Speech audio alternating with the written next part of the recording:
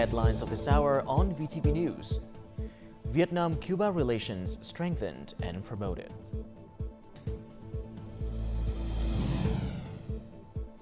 Later on, QUANG intensifies efforts for post-typhoon cleanup in Ha Long Bay.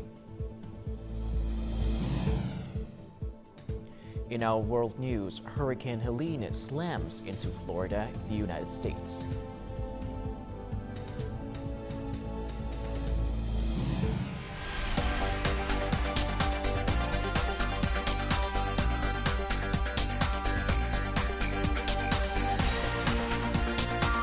Broadcasting from Hanoi, the capital of Vietnam. VTV News starts right now.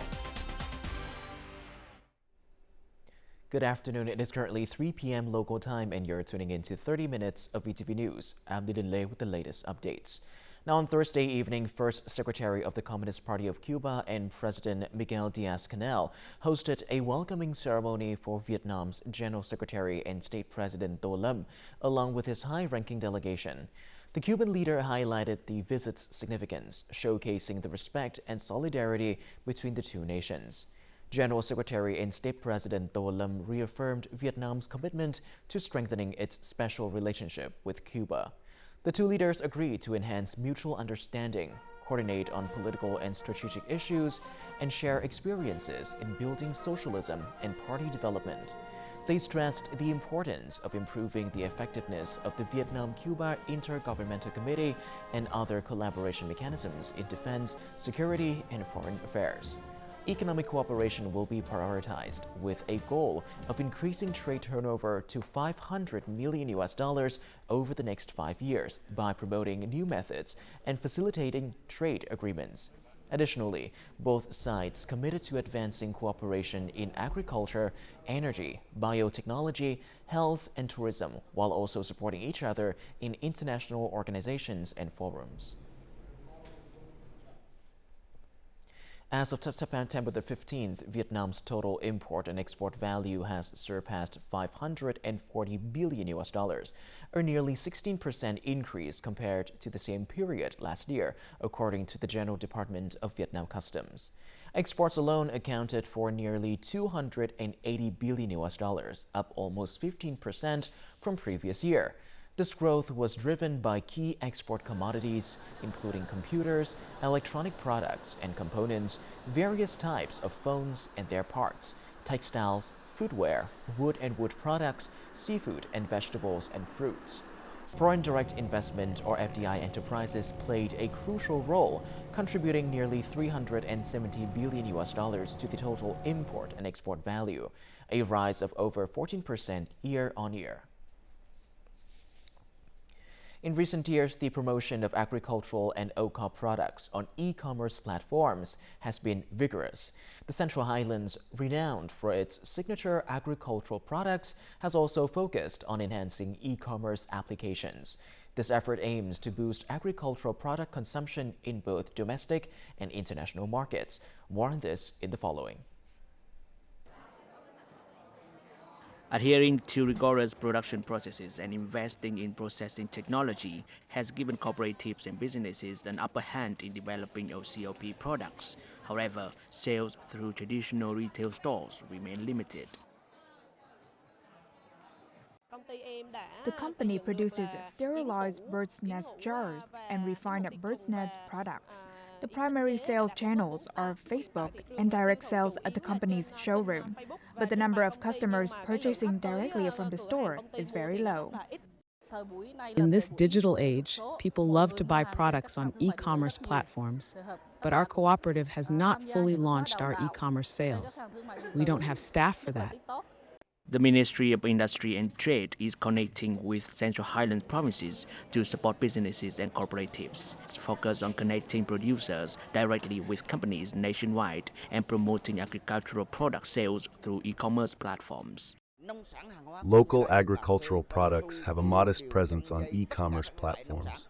The Department of Industry and Trade advises the province to focus on developing e-commerce infrastructure, including technical infrastructure, payment infrastructure, transactions, and platforms to increase the exchange of goods.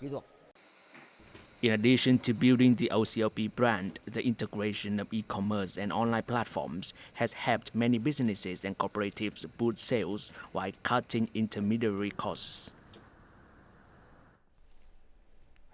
The State Bank of Vietnam has issued a directive urging credit institutions to speed up measures that support individuals and businesses affected by Typhoon Yagi. This includes restructuring debt repayment terms, waiving or reducing loan interest rates, and providing new loans to eligible customers, all in accordance with current laws. Credit institutions are instructed to maintain debt classifications, defer repayments, and focus on implementing effective credit solutions for key sectors crucial for economic growth. Additionally, they are encouraged to develop new credit packages with competitive interest rates and to streamline the approval process for new loans, ensuring favorable conditions for borrowers.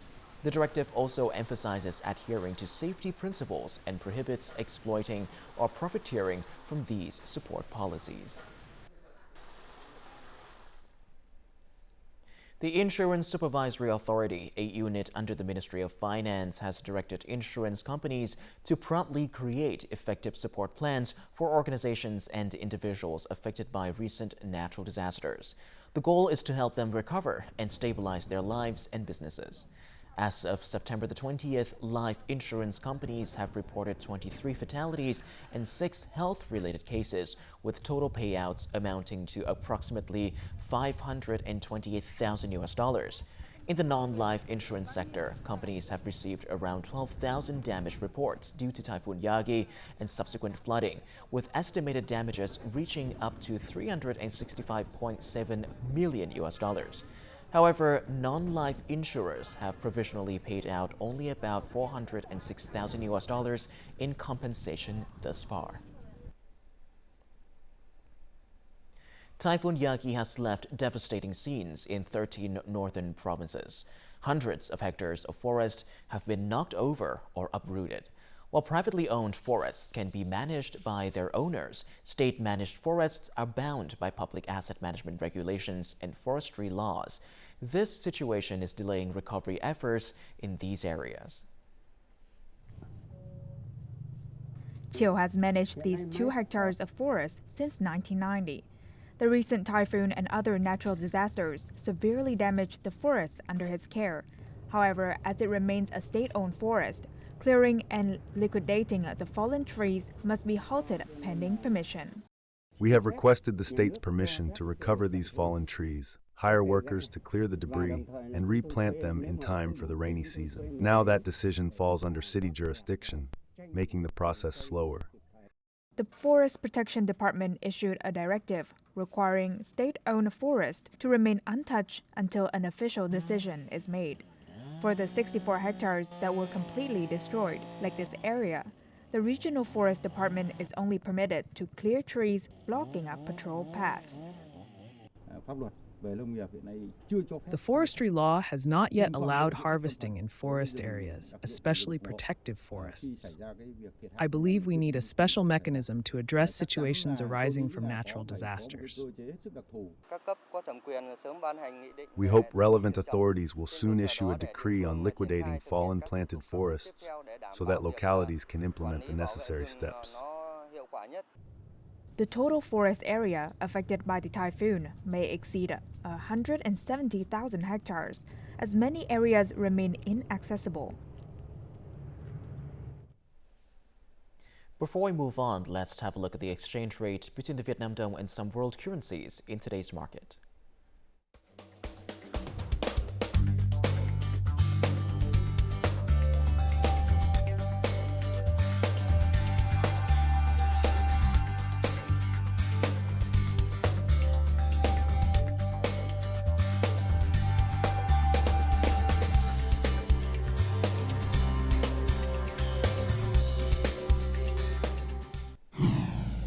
Coming up next on VTV News. QUANG intensifies efforts for post-typhoon cleanup in Ha Long Bay. And later on, Thừa Thiên Huế deploys artificial reefs to restore marine ecosystem.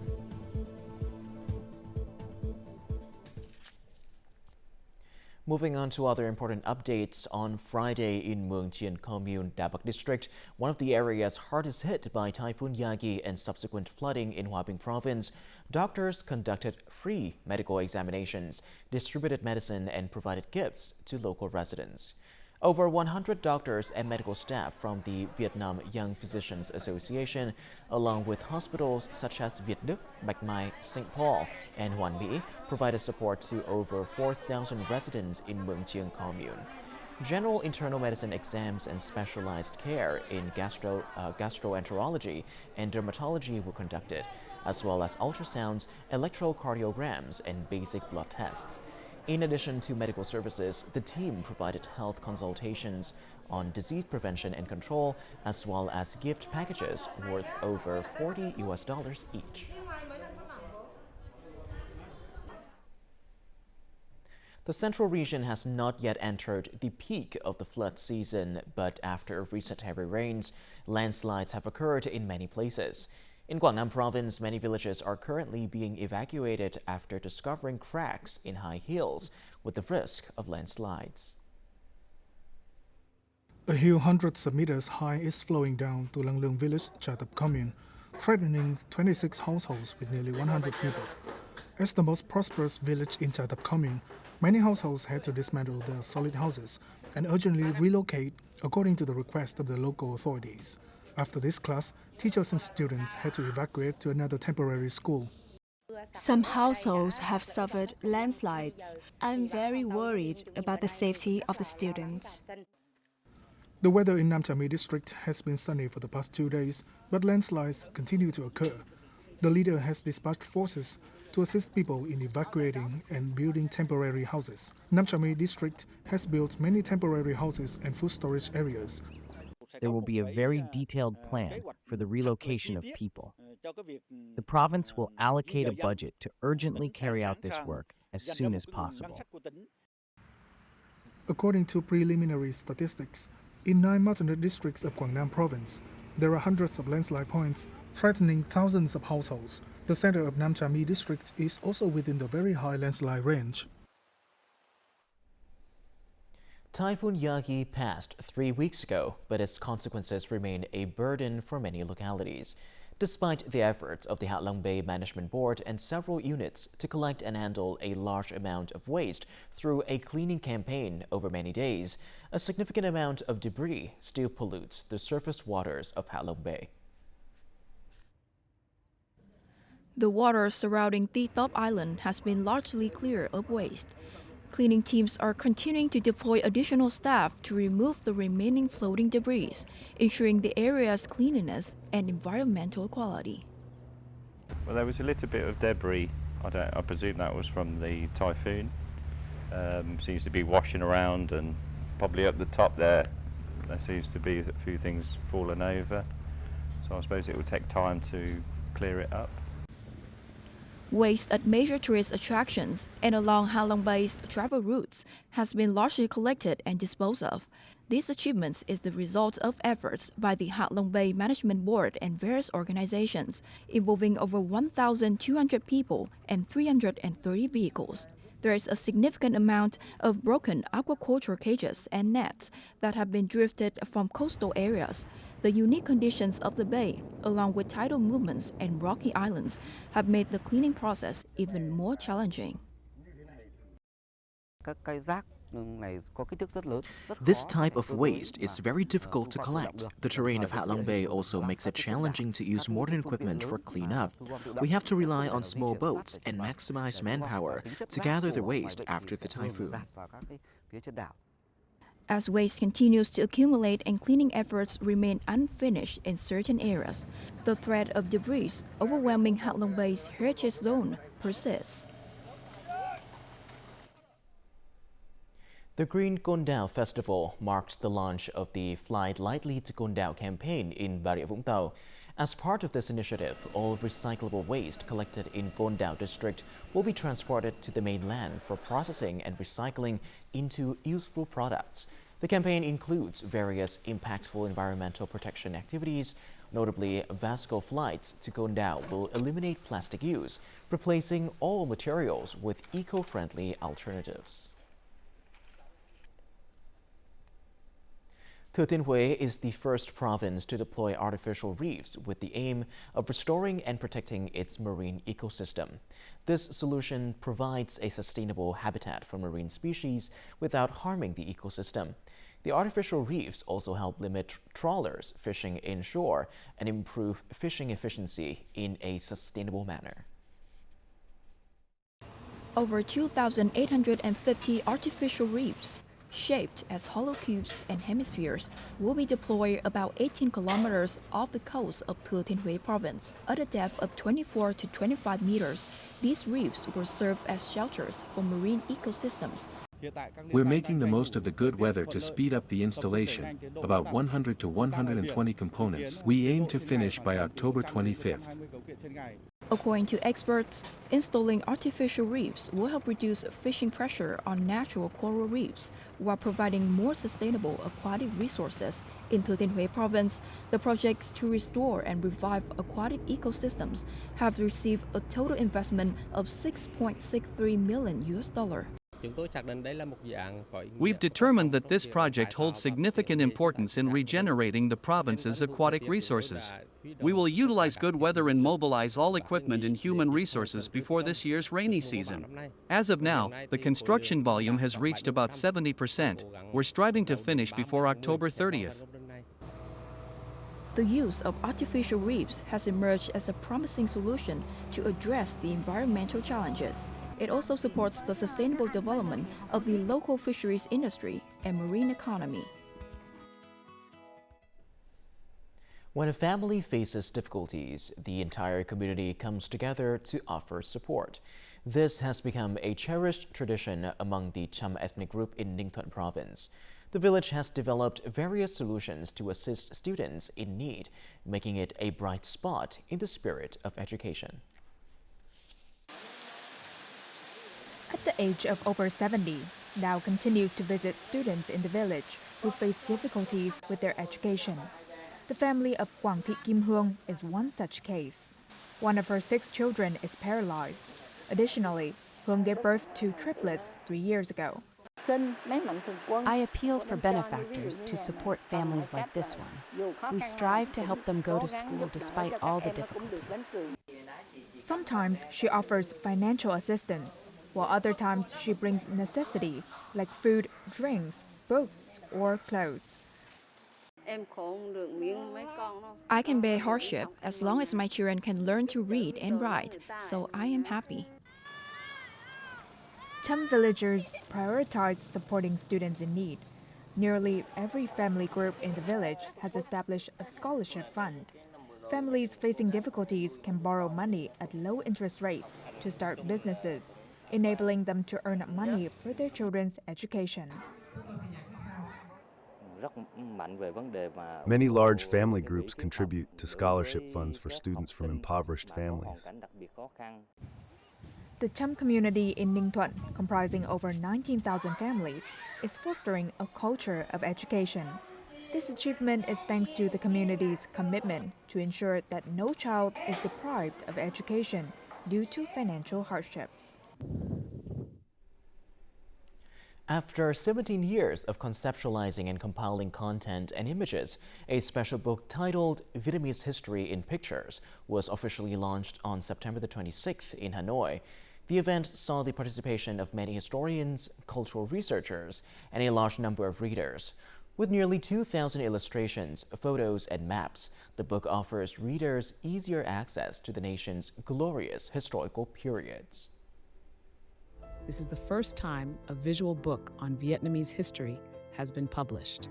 The book provides a comprehensive portrait of the process of building and defending the nation, spanning from the earliest ancient inhabitants on this land to the formation of the modern state today.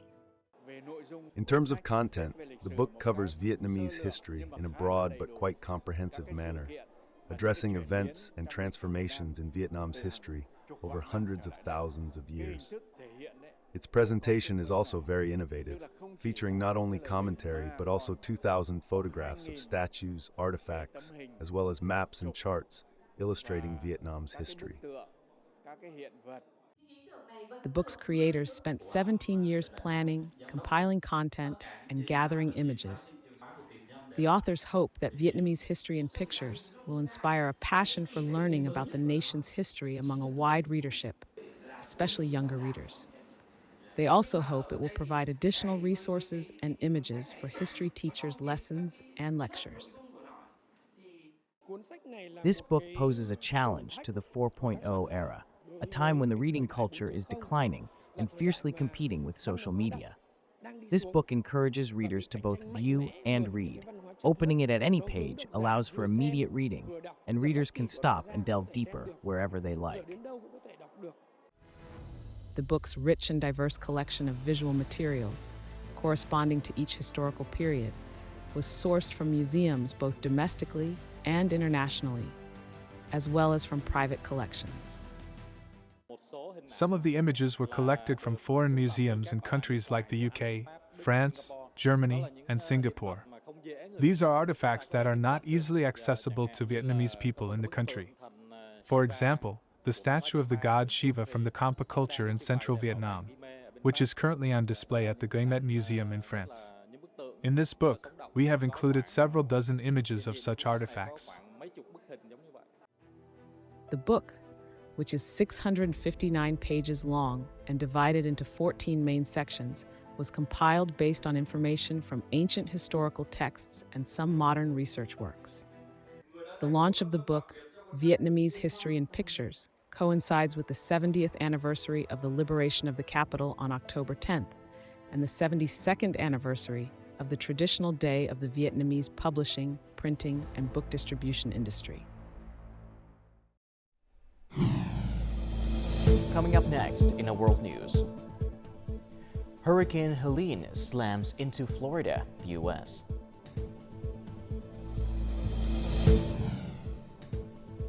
And Israel-Lebanon ceasefire deal reports no clear progress.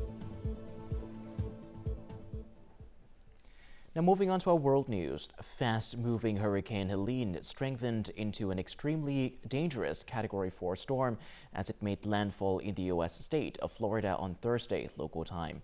The hurricane has claimed one life in Florida, according to the latest reports. Meanwhile, 2 people in Georgia were killed in a tornado related to Hurricane Helene. Upon landfall in Florida, Helene maintained winds of up to 225 kilometers per hour with strong gusts. Over 1 million Florida residents have lost power. Authorities warn that Hurricane Helene will bring heavy rain and severe flooding.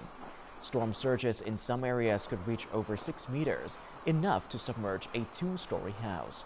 Helene is expected to maintain its strength as it moves towards Georgia. The United States and France noted that ceasefire talks in Lebanon are continuing, with discussions on the sidelines of the United Nations General Assembly in New York pushing for an immediate halt to hostilities. However, there was no clear progress as Israel rejected the proposal. The ongoing airstrike between the sides continued to raise fears of an all-out conflict in the Middle East. Speaking at the United Nations General Assembly on Thursday, the Lebanese foreign minister renewed calls for a ceasefire between Israel and Hezbollah. He warned that Lebanon was facing a crisis that threatens its very existence. The future of our people and our prosperity are in peril, and this is a situation that requires international intervention on an urgent basis before the situation spirals out of control with a domino effect, making this crisis impossible to contain. It will be impossible to extinguish the flames of this crisis, which will transform into a black hole that will engulf regional and international peace and security. Habib's comments came after Israel rejected global calls on Thursday for a 21-day ceasefire. Israel said it would continue to strike Hezbollah with full force until reaching all its goals. The Israeli military said on Friday it had successfully intercepted a missile fired from Yemen, as continued airstrikes against Hezbollah forces in Lebanon have raised fears of an all-out strike in the Middle East. Earlier, the leader of Yemen's Houthi rebels said that the group will continue to support Lebanon and Hezbollah without hesitation in case of escalated cross-border fighting between Hezbollah and Israel. Japan's ruling Liberal Democratic Party, or LDP, will elect a successor to outgoing Prime Minister Fumio Kishida on Friday. The vote is restricted to LDP lawmakers and party members. However, the new leader is certain to become Japan's next prime minister, as the ruling coalition of the LDP and Komeito currently controls both houses of parliament. The contest features a record 9 candidates, resulting in one of the most unpredictable elections in decades. All 9 candidates are current or former ministers, with 2 of them being women.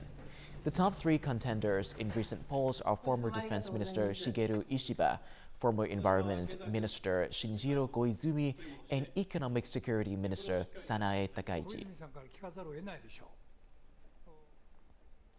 World oil prices fell over 3% in the session on Thursday, the 3rd consecutive day of decline. The fall came after news that Saudi Arabia, the world's largest crude oil exporter, will abandon its target of $100 per barrel as it prepares to raise output along with OPEC Plus in December. At the close of trading, North Sea Brent crude oil prices fell to $71.60 per barrel, while U.S. West Texas Intermediate WTI crude oil prices dropped to $67.67 per barrel. OPEC Plus has been cutting oil production to support prices. However, oil prices have fallen nearly 6% since the beginning of the year due to increased supply from other producers, especially the U.S., and weak demand growth in China.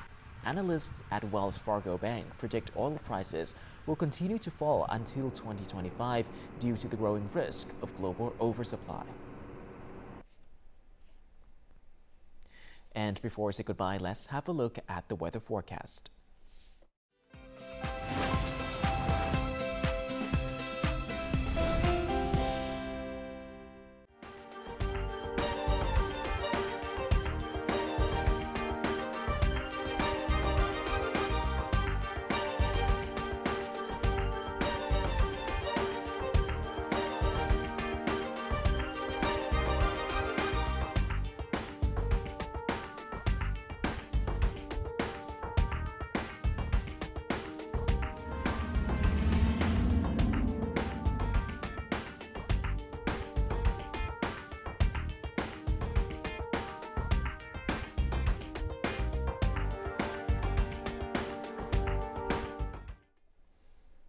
And that is all that we have for this hour on VTV News. To rewatch our program, you can visit our website or YouTube channel or download the mobile app VTVgo for more. Thank you for watching, and goodbye for now.